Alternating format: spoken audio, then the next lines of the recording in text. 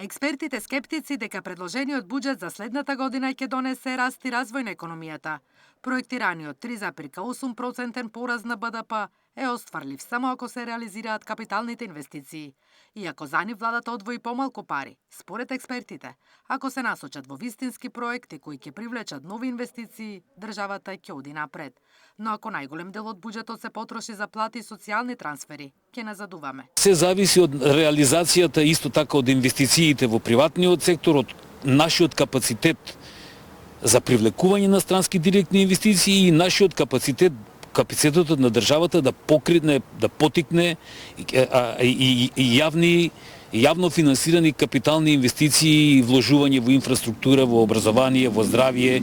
Предлог буџетот за следната година ќе изнесува 6,7 милиарди евра. Приходите се проектирани на 6,1 милиарда. Минусот ќе се покрива со задолжување надвор и дома. Планирана евроврзница која може да надмине милиарда евра. Токму големото задолжување, според Бошков, ќе го наруши имиџот на државата.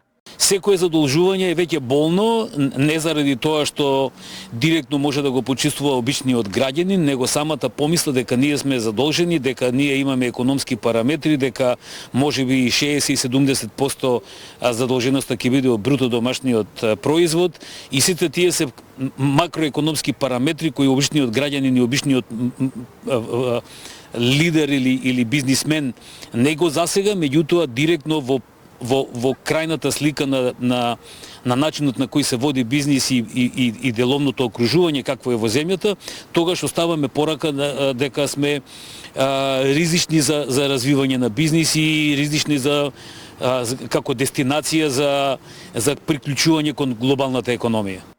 Оптимистички се владините очекувања за инфлацијата од 2,5%. Дефицитот на тековната сметка ќе изнесува 3,5%.